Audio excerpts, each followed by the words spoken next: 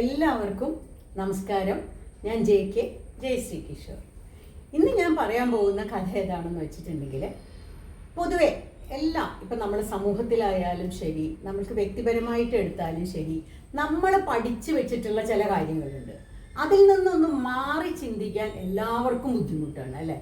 ആ പഠിച്ചതിൽ കൂടെ മാത്രം പോകും. അതല്ലെങ്കിൽ നമ്മളുടെ തെറ്റ് നമ്മൾക്ക് സമ്മതിച്ചു കൊടുക്കാനും വയ്യ. കാരണം അങ്ങനെയാണ്. ഇപ്പം നമ്മൾക്കറിയാം, എൻ്റെയൊക്കെ ഇപ്പോൾ കുട്ടിക്കാലം തൊട്ടിട്ടേ എനിക്കറിയാം, എല്ലാ കൊല്ലവും ജൂൺ ജൂലൈ ആകുമ്പോൾ ഇവിടെ മഴ വരും.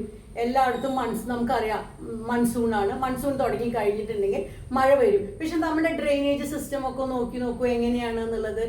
ഒരു മഴ മതി അല്ലേ? കോസ്മോപോളിറ്റൻ സിറ്റികൾ വരെ എന്താവും, വെള്ളത്തിൽ അങ്ങോട്ട് മുങ്ങും. അതും ഹൃദയഭാഗത്ത് തന്നെ മുങ്ങും. അതാണ് രസം. അത്ര പോലും ഡ്രെയിനേജ് സിസ്റ്റം ശരിയല്ല അല്ലേ?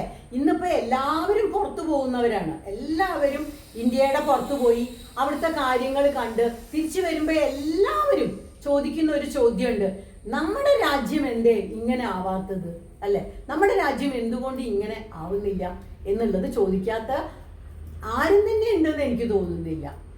അപ്പോൾ അതിനെ ആസ്പദമാക്കിയിട്ടുള്ളതാണ് ഇന്നത്തെ കഥ. ഒരു വിദ്യാർത്ഥി ഉണ്ടായിരുന്നു.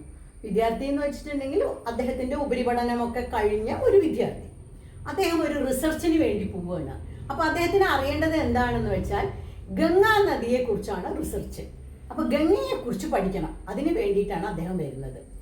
അപ്പോൾ അദ്ദേഹം അവിടെയുള്ള ഗംഗാ നദിയുടെ തീരത്ത് വന്നു. പല ആൾക്കാരുമായിട്ട് സംസാരിച്ചു. അപ്പോൾ എല്ലാവരുടെ അടുത്തും ചോദിച്ചു, ഈ ഗംഗ എവിടെ നിന്നാണ് ഉത്ഭവിക്കുന്നത്, അത് എത്ര ദൂരത്തേക്കാണ് ഒഴുകുന്നത്, ഏതൊക്കെ രാജ്യങ്ങളെ തൊട്ടുകൊണ്ടാണ്, ഏതൊക്കെ സ്ഥലങ്ങളിലൂടെയാണ് ഈ ഗംഗ ഒഴുകുന്നത്. മാത്രമല്ല, ഈ ഗംഗയുടെ എവിടെയൊക്കെയാണ് ഗംഗയുടെ ചെറിയതായിട്ട് ഗംഗ ഒഴുകുന്നത്, എവിടെയൊക്കെയാണ് വലുതായിട്ട് ഒഴുകുന്നത്, എവിടെയൊക്കെയാണ് ഗംഗയ്ക്ക് വളരെയധികം അടിയൊഴുക്കുകൾ ഉള്ളത്. ഇതിനെ പറ്റിയിട്ടെല്ലാം ഈ വിദ്യാർത്ഥി ഏതാണ്ട് എന്തെല്ലാമോ ഒക്കെ അറിഞ്ഞു വെച്ചു, കാര്യങ്ങളൊക്കെ മനസ്സിലാക്കി. എന്നിട്ട് ഈ വിദ്യാർത്ഥി എന്ത് ചെയ്തു എന്ന് വെച്ചാൽ, ഒരു മാപ്പ് തയ്യാറാക്കിയിട്ട് അവൻ യാത്ര പോവുകയാണ് ഈ ഗംഗയിലൂടെ പോകുന്ന സ്ഥലത്ത്, ഓരോ സ്ഥലത്ത് എത്തുമ്പോൾ അവൻ അത്ഭുതപ്പെടും. ഓ, ഞാൻ വിചാരിച്ചത് ശരിയാണ്, എൻ്റെ മാപ്പ് പ്രകാരം കറക്റ്റാണ് കാര്യം. എന്താന്ന് വെച്ചിട്ടുണ്ടെങ്കിൽ, ഗംഗ ഇവിടെ എത്തിയപ്പോൾ ഇത് കുറഞ്ഞു, അതിൻ്റെ വീതി കുറഞ്ഞു. ചില സ്ഥലത്ത് എത്തിയപ്പോൾ ഗംഗയുടെ വീതി കൂടി, ചിലത് ഇടത്തോട്ട് തിരിഞ്ഞു, വലത്തോട്ട് തിരിഞ്ഞു.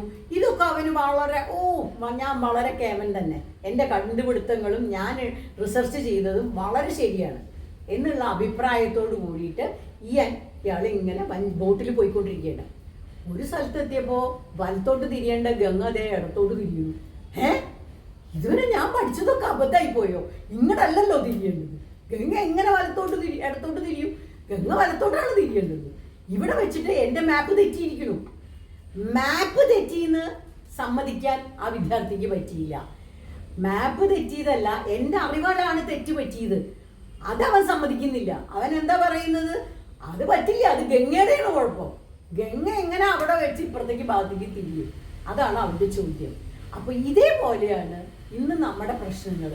നമ്മളെല്ലാ പ്രശ്നങ്ങളെയും ഒരു പ്രത്യേക ആംഗിളിൽ മാത്രം കാണാൻ ശ്രമിക്കുന്നു. എന്തുകൊണ്ട് എനിക്ക് തെറ്റ് പറ്റി, അവിടെ എന്തുകൊണ്ട് എൻ്റെ തെറ്റ് അല്ലെങ്കിൽ നമ്മുടെ തെറ്റ്, നമ്മുടെ തെറ്റിനെ നമ്മൾ മനസ്സിലാക്കണില്ല. നമ്മൾ എന്ത് ചെയ്യുന്നു? അപ്പോഴും നമ്മുടെ പഴയ കാര്യങ്ങളിൽ തന്നെ നമ്മൾ പിടിച്ചുകൊണ്ട് നിൽക്കുന്നു. അവിടെ അങ്ങനെ സംഭവിക്കാൻ പാടില്ല, അവിടെ എങ്ങനെ സംഭവിച്ചു എന്നുള്ളതാണ് നമ്മുടെ ചോദ്യം. അപ്പോൾ ഇങ്ങനെയാണ് കാര്യങ്ങൾ പോകുന്നത്. പിന്നെ എങ്ങനെ നമ്മുടെ നാട്ടിൽ നമ്മൾ അംഗീകരിക്കാത്തോടത്തോളം കാലം നമ്മൾക്ക് ഒരിക്കലും രക്ഷ കിട്ടില്ല. അംഗീകരിക്കണം. അതെന്തുകൊണ്ടാണ് അത് വന്നത്, ഇനി അത് വരാതിരിക്കണം. എത്ര വർഷങ്ങളായി നമ്മൾക്ക് സ്വാതന്ത്ര്യം കിട്ടിയിട്ട്, എത്ര വർഷങ്ങളായി നമ്മൾക്കെല്ലാം കൃത്യമായിട്ട് അറിയാം. ഈ കാലം നമ്മുടെ മൺസൂൺ കാലമാണ്, നമ്മൾക്ക് ജൂൺ തൊട്ട് മഴയാണ്, എല്ലാം അറിയാം.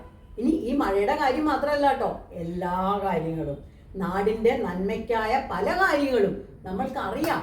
പക്ഷെ എന്ത് ചെയ്യുന്നു? നമ്മൾ അംഗീകരിക്കുന്നില്ല, നമ്മൾ അതിനു വേണ്ടി പ്രയത്നിക്കുന്നില്ല.